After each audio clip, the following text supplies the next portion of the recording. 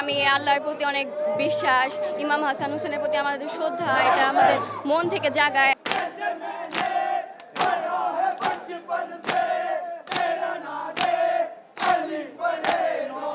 ধর্মীয় অনুষ্ঠানে সরকার সবসময় আমাদের সহযোগিতা করেছে, তবে বিগত দিনে কিছু কিছু রুট আমাদের পরিবর্তন করা হয়েছিল এবং এই বছর আমরা এই ধরনের কোনো সম্মুখীন হইনি।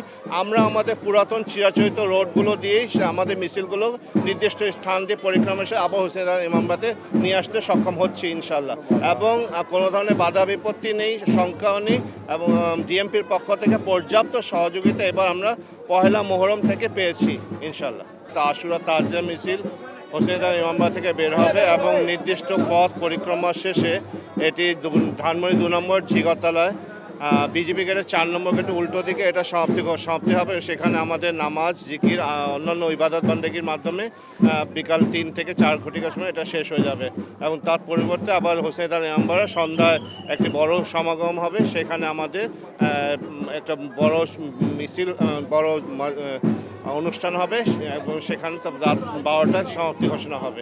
অ্যাকচুয়ালি মোহরম যেটা হলো সেটা ইমাম হোসেন ইসলাম যে জন্য শহীদ হয়ে সত্য প্রতিষ্ঠার জন্য শহীদ হয়েছেন, সত্য ন্যায়ের বিরুদ্ধে তিনি মাথা নত করেননি, সেই শিক্ষাটাই মোহরম আমাদের দিয়ে থাকে যাতে আমরা অন্যায়ের প্রতি মাথা নত না করি।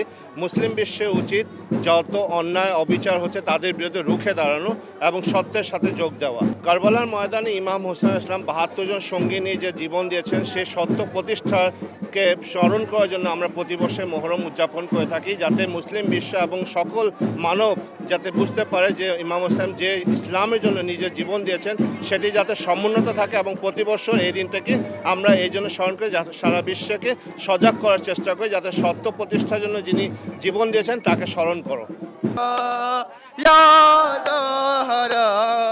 ইমাম হোসেন শহীদ হয়েছে 61 হিজরিতে। ইমাম হোসেনকে কারবালাতে আপনার দাওয়াত দিয়ে হত্যা করা হয়েছে এবং তার উপর অনেক জুলুম করা হয়েছে। তাকে 3 মহরমে পানি বন্ধ করে দেওয়া হয়েছে আর খাওয়া দাওয়া তার খেমা শেষ হয়ে গেছে 7 মহরমে। পানি শেষ হওয়ার কারণে তিনি অনেক কষ্ট ছিলেন এবং তাকে অনেক জুলুম করা হয়েছে, তার উপর জুলুম করে তাকে হত্যা করা হয়েছে, তাকে তার সহ পরিবারকে এবং আহলে সবকে হত্যা করা হয়েছে।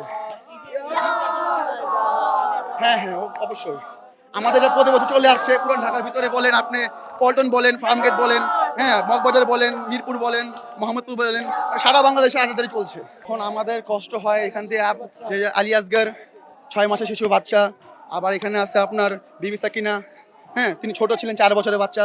তাকে মনে করেন আপনার এরমভাবে শিমরা মারছে, মানে তার কানের বালি মনে করেন টাইনা ছিঁড়ে ফেলছে। আর তাকে মনে করেন যে ইমাম হোসেন শহীদ হওয়ার পরে তাকে ইমাম হোসেনকে নেজে চড়ানো হয়েছে আর বিবি সাকিনাকে আপনারই করানো হয়েছে, গলায় রশি, ছাগলের মতন রশি বেঁধে টেনে টেনে নেওয়া হয়েছে আর সবাইকে চাবুক মারা হয়েছে। মিছিলে আমাদের এই পার্টি আমরা মিছিলের পিছন অংশের নিরাপত্তার জন্য আছি। এখন পর্যন্ত আমরা যতটুকু দেখছি তেমন কোনো দুর্ঘটনা বা তেমন কোনো খারাপ কোনো সংবাদের আমরা শুনতে পাইনি। এখানে সব মিলিয়ে হয়তো আপনার 400-500 বা এইরকম একটা সংখ্যা আমাদের মোতায়েন আছে পুলিশ ফোর্স, এবং আমাদের ডিএমপি থেকে বা ডিবি আছে, র্যাব আছে, অন্য অনেক ফোর্সই আছে, সেনাবাহিনীরাও আছেন।